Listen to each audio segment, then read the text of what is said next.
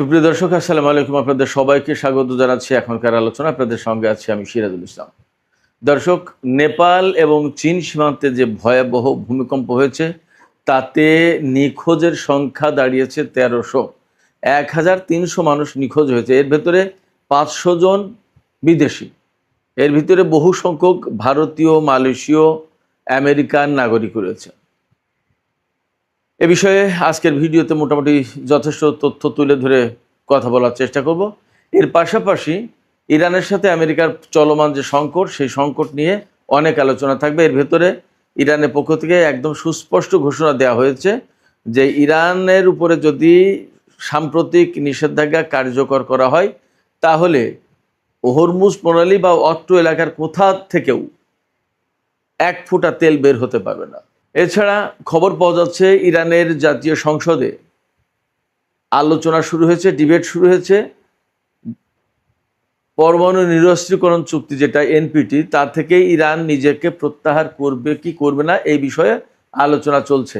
যদি এনপিটি থেকে প্রত্যাহার করে ইরান নিজেকে, তাহলে ইরান পরমাণু বোমা বানাবে কিনা সেই প্রশ্নই সামনে এসে দাঁড়াচ্ছে। এপাশে ইরানের প্রেসিডেন্ট মাসুদ পেজেশকিয়ান মুসলিম দেশগুলোর প্রতি আহ্বান জানিয়ে বলেছেন, মুসলিম দেশগুলোর ভেতরেও অর্থনৈতিক সহযোগিতা জোরদার করা উচিত এবং কোনো একটি মুসলিম দেশ থেকে আরেকটি মুসলিম দেশে হামলার জন্য তাদের ভূখণ্ড ব্যবহার করতে দেওয়া উচিত নয়। যখন ইরান এবং আমেরিকার মধ্যে পাকিস্তান নতুন করে আলোচনার জন্য কূটনৈতিক উদ্যোগ নিয়েছে, তখন কাতারের পররাষ্ট্রমন্ত্রী এবং প্রধানমন্ত্রী ইরান সফরে গেছেন। টার্গেটটা হলো আবার কূটনৈতিক প্রচেষ্টা শুরু করা। আগেই আমরা জেনেছি যে কাতার আমেরিকার এই নিষেধাজ্ঞা ইরানের বিরুদ্ধে বাস্তবায়ন করতে রাজি নয়। তো সুপ্রিয় দর্শক, এই বিষয়গুলো নিয়ে মূলত আজকের ভিডিওতে কথা বলবো বিস্তারিত। এর পাশাপাশি আরও কিছু বিষয় থাকবে, যেমন ইরান জাতিসংঘ নিরাপত্তা পরিষদের চিঠি দিয়েছে, ইরান কি চিঠি দিল, কেন দিল এবং সেখানে দাবি কি, এ সমস্ত নানান বিষয় নিয়ে বিস্তারিত আলোচনা করার চেষ্টা করবো। আপনারা শেষ পর্যন্ত সঙ্গে থাকবেন এবং আশা করি ভিডিও ভালো লাগবে। আর ভিডিও যদি ভালো লাগে তাহলে লাইক, কমেন্ট, শেয়ার করবেন এবং চ্যানেলটি সাবস্ক্রাইব করে সাথেই থাকবেন। দর্শক, চলুন আমরা বিস্তারিত আলোচনা করি। প্রথমেই নেপালের বন্যা নিয়ে কথা বলি। বন্যা, ভূমিধস, ভূমিকম্প সবই হয়েছে সেখানে, এবং অ্যাকচুয়ালি সেটা শুধুমাত্র নেপালে না, নেপাল চীন সীমান্তে। এবং আপনারা নিশ্চয়ই এরই মধ্যে বিভিন্ন রকমের ছড়িয়ে পড়া ভিডিওতে দেখেছেন যে কীভাবে ভয়ঙ্করভাবে ব্রিজ, কালভার্ট, ঘর বাড়ি সমস্ত সব কিছু ধ্বংস করে নিয়ে চলে গেল। মুহূর্তের ভেতরে বলা যায় যে চোখের পলকে একেবারে সাজানো গোছানো জনপদ ধ্বংস হয়ে গেল। এবং এই বন্যায়, এই ভূমিধসের পর কোথাও কোথাও 1.5 থেকে 2 মিটার স্তর, কাদার স্তর জমে গেছে। এত ভয়ঙ্কর পরিস্থিতি তৈরি হয়েছে। তো কিভাবে এই ঘটনাটা ঘটলো? প্রথমে ঘটনাটা ঘটেছে সেটা হচ্ছে, আপনারা সবাই জানেন যে হিমালয় পর্বত যেহেতু নেপালের প্রধানত, সেখানে বিরাট হিমবাহ জমেছিল। একটা হিমবাহ বহু বছরের পর বছর, যুগের পর যুগ, হয়তো শতাব্দীর পর শতাব্দী এই হিমবাহ ছিল। কিন্তু সেখানে 4.4 মাত্রার একটা ভূমিকম্প হয়েছে। এই ভূমিকম্পে ওই বরফের যে স্তূপ, জমাট বরফ, হিমবাহ, ওই হিমবাহ ভেঙে গেছে। ভেঙে যাওয়ার পরে ওই হিমবাহ এসে পড়ে একটা নদীতে। সেই নদীতে পড়ার কারণে এই যে বৃষ্টি বাদলা, বন্যা, পাহাড় থেকে নেমে আসা ঢল, এই সমস্ত পানি ওই নদীতে আটকে ছিল। একটা হিমবাহ, বরফের হিমবাহ মানে কোনো সাধারণ ব্যাপার না, মানে একটু ছোটোখাটো 2, 4, 5, 10 হাত ব্যাপারটা তা কিন্তু না। একটা নদী আটকে দিয়েছে মানে কি, নদীটা আটকে দিয়েছে এবং বরফ তো, ঠান্ডা তো, সেটা খুব সহজে যে গলে যাচ্ছে ব্যাপারটা তাও না। এই নদী আটকে দেওয়ার কারণে নদীর অপর পাশে পানি জমেছে। পানি জমতে জমতে জমতে জমতে একেবারে এমন একটা পর্যায়ে এমন পরিস্থিতি তৈরি হয়েছে, এই পানিই এক সময় একদম প্রচণ্ড রকমের ছুটে এসে একেবারে জনপদ মুহূর্তের ভিতরে ধ্বংস করে দিয়ে গেল। পাহাড়ের গভীরে বাঁকে বাঁকে উপত্যকা, খালের মতো যে সমস্ত জায়গা, সমস্ত সব কিছু একদম ধ্বংস করে দিয়ে গেল। গাড়ি ঘোড়া, মানুষের বসবাসের ঘর বাড়ি, হোটেল, রেস্টুরেন্ট, এরপরে অফিস আদালত, এই যে কিওরং স্থলবন্দর, একেবারে সমস্ত সবকিছু ধ্বংস করে শেষ করে দিয়ে গেছে। এক চোখের সামনে প্রলয়ঙ্কারী ঘটনা, একেবারে হঠাৎ করে। এর ভিতরে বেশিরভাগই পর্যটক, বিরাট একটা অংশ পর্যটক। এই যে 1300 মানুষ নিখোঁজ হয়েছে, 160 জনের বেশি একদম নিশ্চিতভাবে মারা গেছে। 1300-র বেশি নিখোঁজ, তার ভিতরে 500 বিদেশি। এটা কোনো সাধারণ ব্যাপার না। আপনারা চিন্তা করেন যে চোখের পলকে 1300 মানুষ নিখোঁজ, 160 জন নিহত, আরও কত ক্ষয়ক্ষতি হয়েছে। 22 ঘন্টা পর CNN বলছে যে 22 ঘন্টা পরে চীনের উদ্ধারকারী দল ঘটনাস্থলে, সবচেয়ে বেশি এফেক্টেড যে এরিয়া, সেই জায়গায় পৌঁছাতে পেরেছে। এবং সেখানে আসলে ল্যান্ড রোডে বা কোনোভাবে যাওয়ার কোনো পরিস্থিতি নেই, হেলিকপ্টারই একমাত্র ব্যবস্থা। কিন্তু হেলিকপ্টার গিয়ে যে নামবে কোথায়, সে নামার মতো কোনো জায়গা তো নেই। সব পাহাড়ের ঢালু, পাহাড়ে তো আর হেলিকপ্টার নামার মতো কোনো জায়গা নেই। আর সে তো উঁচু নিচু, আর যেখানে নামবে সে তো কাদায় ঢাকা, নামবে কোথায়? সে এক ভয়ঙ্কর পরিস্থিতি, যার কারণে উদ্ধার কর্ম সমস্ত সব কিছু মারাত্মকভাবে ক্ষতিগ্রস্ত হয়েছে। যেমন ঠান্ডা, তেমনি বৃষ্টি বাদলা, বন্যা, ভূমিকম্পের পরের পরিস্থিতি, কাদা মাটি, একেবারে জঘন্য অবস্থায়। এই অবস্থায় উদ্ধার তৎপরতা চালানোর কোনো পরিস্থিতি নেই, এরকম একটা সিচুয়েশন। এই যে 500 নিখোঁজ বিদেশি, তারা কারা?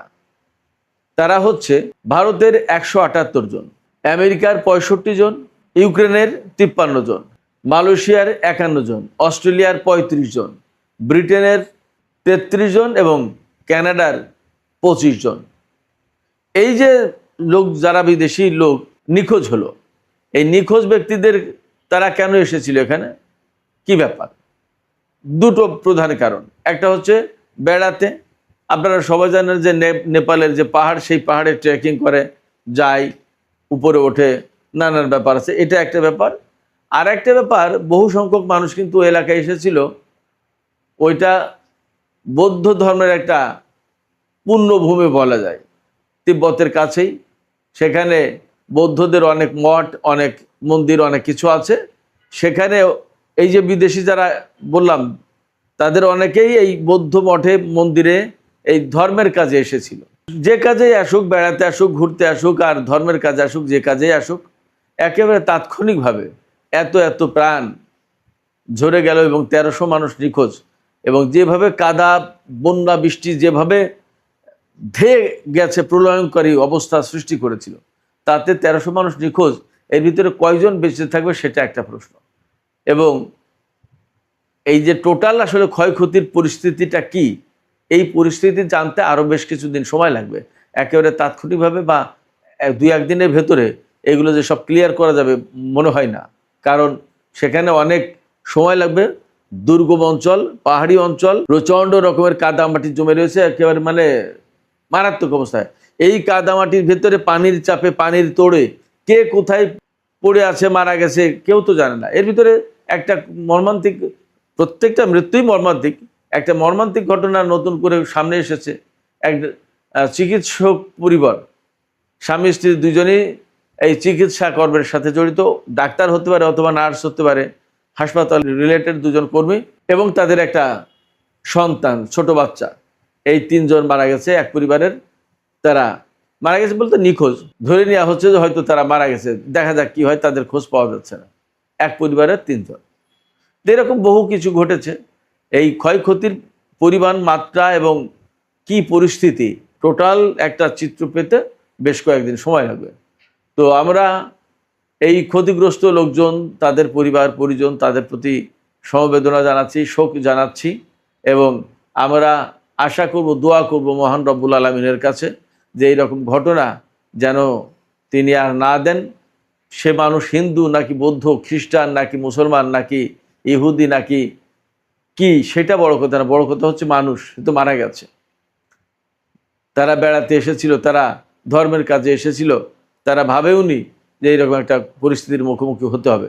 এখান থেকে একটা জিনিস পরিষ্কার, যে মানুষের জীবন কত ঠুনকো, কত সহজেই একটা কিছু ঘটে যেতে পারে। আমরা আছি, এই যে কথা বলছি, এর ভেতর দিয়ে কখন কার কি হয়ে যাবে কেউ জানে না। খুবই অনিশ্চিত একটা জীবন মানুষের জীবন কেন, আসলে প্রত্যেকটা প্রাণীর, যার প্রাণ আছে, যার মৃত্যুর প্রশ্ন আছে, তার জন্য প্রচণ্ড রকমের অনিশ্চয়তা প্রতিটা পদে পদে ক্ষণে ক্ষণে। আমরা এই অনিশ্চয়তার কথা মাথায় রেখেই দুনিয়াতে যাতে সৎভাবে চলতে পারি, আমাদের সেই দিকে বিশেষভাবে খেয়াল রাখা দরকার। সুপ্রিয় দর্শক, এবার আমি আমেরিকা ইরান চলমান দ্বন্দ্ব, সংঘাত, অচল অবস্থা এই বিষয় নিয়ে একটু আলোচনা করি। ইরানের জাতীয় সর্বোচ্চ নিরাপত্তা পরিষদের সচিব মহসিন রেজাই তিনি পরিষ্কার করে বলেছেন যে ইরানের বিরুদ্ধে যদি অর্থনৈতিক নিষেধাজ্ঞা বা এই যে অর্থনৈতিক যে যুদ্ধ, এই যুদ্ধ যদি অব্যাহত থাকে তাহলে ইরান কিছু কাজ করতে বাধ্য হবে। সেই কাজগুলো কি? মহসিন রেজাই পরিষ্কার করে দিয়েছেন যে সেই কাজগুলো হচ্ছে হরমুজ প্রণালী বন্ধ আছে, বাব আল মানদেব প্রণালী বা লোহিত সাগর দিয়ে জাহাজ চলাচল হুতিরা কন্ট্রোল করছে। এর বাইরেও মধ্যপ্রাচ্য অঞ্চল থেকে যে সমস্ত তেল বিভিন্ন রুটে বিভিন্নভাবে যায় বের হয় সেগুলোও বন্ধ করে দেওয়া হবে প্রয়োজনে। তার মানে সহজ, প্রয়োজনে ইরান এই সমস্ত তেলের পাইপলাইনে বা যে সমস্ত বিকল্প ব্যবস্থা গড়ে তুলেছে কেউ সেগুলোতে হামলা চালিয়ে বন্ধ করে দেবে। ইরানের বক্তব্য হচ্ছে ইরান যদি তেল বিক্রি করতে না পারে তাহলে এই অঞ্চলের কেউ পাবে না। কারণ এই অঞ্চলে যারা তেল বিক্রি করে তারা প্রত্যেকেই ইরানের বিরুদ্ধে যুদ্ধ করার জন্য আমেরিকাকে সহযোগিতা করেছে তাদের ঘাঁটি মাটি দেশ দিয়ে। এমনকি কেউ ইরানের বিরুদ্ধে যুদ্ধে অংশ নিয়েছে, যেমন কুয়েত, বাহরাইন এবং সংযুক্ত আরব আমিরাত, তাদের বিরুদ্ধে সরাসরি অভিযোগ আছে ইরানের। আর বাকিরা তো ঘাঁটি দিয়ে, তাদের নিজেদের মাটি দিয়ে, তাদের আকাশপথ দিয়ে সাহায্য করেছেই। ফলে ইরানের উপরে আজকে যে আমেরিকা নিষেধাজ্ঞা চাপিয়ে দিয়েছে, একতরফা নিষেধাজ্ঞা, সেই নিষেধাজ্ঞা যদি কেউ বাস্তবায়ন করে তাহলে মধ্যপ্রাচ্য অঞ্চলের এক ফোঁটা তেল বাইরে যেতে পারবে না, বের হতে পারবে না, ইরানের বক্তব্য। সেই জায়গা থেকে এটা মোটামুটি যথেষ্ট বিশ্বাস করা বা ধারণা করার কারণ আছে যে ইরান এই কাজ করবে, কারণ ইরান অ্যাডামেন্ট এই মুহূর্তে। ইরানের বক্তব্য হচ্ছে যে আমরা আমাদের মতো ছিলাম, আমরা পরমাণু কর্মসূচি পরিচালনা করছি শান্তিপূর্ণ, এবং ইরানের সর্বোচ্চ নেতার পক্ষ থেকে ফতোয়া ছিল যে পরমাণু বোমা বানানো যাবে না, রাখা যাবে না, ব্যবহার করা যাবে না, এটা হারাম। নিষিদ্ধ ঘোষণা করার পর যদি সেই কাজেই ইরানের উপরে হামলা চালানো হয় এবং এখনও কেউ প্রমাণ দিতে পারেনি যে ইরান পরমাণু বোমা বানিয়েছে, তো তাই যদি হয় ব্যাপারটা, তাহলে ইরান কেন হামলার শিকার হবে? আর হামলার শিকার যদি হলোই তাহলে ইরান তার মতো করে এখন পাল্টা ব্যবস্থা নেবে। এই জন্য শুধু মধ্যপ্রাচ্য অঞ্চলের দেশ না, এর বাইরেও যদি কোনো দেশে হামলা চালানোর প্রয়োজন হয় ইরান সেটা করবে। এবং ইরান ঘোষণা দিয়েছে, যেমন সাইপ্রাস এবং বুলগেরিয়ার কথা মোটামুটিভাবে এই মুহূর্তে বেশ আলোচনায় আছে। ইরান পরিষ্কার করে বলে দিয়েছে সে নেটোভুক্ত দেশ হোক, আর ইউরোপের দেশ হোক, আর আমেরিকা হোক, আর যেই হোক, ইরানের বিরুদ্ধে যুদ্ধে আমেরিকাকে যে সহযোগিতা করবে আমরা সেই জায়গায় হামলা চালাবো ইরানের পক্ষ থেকে। তার মানে ইরান এই মুহূর্তে অ্যাডামেন্ট যে তাদের দেশ যখন যুদ্ধের কবলে, তাদের দেশ যখন অনিশ্চয়তার ভিতরে, তাদের উপরে যখন অর্থনৈতিক অবরোধ বা নিষেধাজ্ঞা, তারা যখন তেল বিক্রি করতে পারবে না, তাহলে বাকিদেরকেও এত আরাম শান্তিতে থাকতে দেওয়া হবে না, তাদের বিরুদ্ধেও ব্যবস্থা নেওয়া হবে। যারা আমেরিকাকে সহযোগিতা করেছে বা করছে বা করবে, এর প্রত্যেকের বিরুদ্ধে ব্যবস্থা নেবে ইরান। ইরানের এই মুহূর্তে যে অবস্থান সেটা হচ্ছে ডু অর ডাই, এইরকম একটা অবস্থান নেওয়ার পিছনে সঙ্গত কারণও তো আছে। এমনকি যে আমি একটু আগেই বলেছি, সংবাদের মূল জিস্ট যখন আপনাদের সামনে হেডলাইন আকারে তুলে ধরছিলাম তখন বলেছি যে ইরানের জাতীয় সংসদে এই আলোচনা হচ্ছে যে এনপিটি থেকে বের হয়ে আসা হবে কি হবে না, অর্থাৎ এনপিটিতে ইরান থাকবে কি থাকবে না। এনপিটিতে থাকার মানে হচ্ছে পরমাণু নিরস্ত্রীকরণ চুক্তি মেনে চলা, অর্থাৎ ইরান পরমাণু অস্ত্র তো বানাবে না, বরং সারা বিশ্বে পরমাণু নিরস্ত্রীকরণ যাতে হয় সেই চেষ্টাই থাকবে। ইরান বলছে আমরা তো এই প্রচেষ্টায় এই চুক্তিতে আছি, এই চুক্তিতে থাকার পরেও যদি আমাদের উপর হামলা হয় পরমাণু অস্ত্র বানানোর ব্যাপারে অভিযোগ তুলে, তাহলে এই চুক্তিতে থাকার তো কোনো মানে নেই, কেন থাকবো আমরা? এই চুক্তিতে থেকে আমাদের লাভটা কি হলো? এই চুক্তিতে থেকে যদি আমাদের কোনো লাভ না হয় তাহলে এই চুক্তিতে আমরা থাকবো না। এইটা নিয়ে ইরানের পার্লামেন্টে ডিবেট হচ্ছে, এবং ইরানের পক্ষ থেকে এখন এই কথা বলা হচ্ছে যে আমাদেরকে তো লোকজনে এইভাবে চাপাচাপি করে যে তোমরা পরমাণু অস্ত্র বানাওনি, পরমাণু অস্ত্র বানানোর দিকে যাওনি, তোমাদের পরমাণু কর্মসূচি ডাইভার্ট করোনি সামরিক দিকে, তো সামরিক দিকে ডাইভার্ট না করার পরেও যদি তোমরা হামলার শিকার হও তাহলে পরমাণু বোমা কেন বানাবা না তোমরা?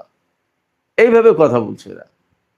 তো যখন এইরকম কথা আসছে তখন ইরান আলটিমেটলি এই কথার জবাব তো দিতে পারছে না, বিশেষ করে জনগণের পক্ষ থেকে যখন আসে এই কথা যে আমরা পরমাণু বোমা বানাইনি কিন্তু আমরা হামলার শিকার, তাহলে আমরা কেন পরমাণু বোমা বানাবো না, আমাদের তো সেই সক্ষমতা হয়তো আছে। এই জায়গা থেকে ইরানের সংসদে ডিবেট হচ্ছে, বিতর্ক হচ্ছে, এইটা থেকে বের হয়ে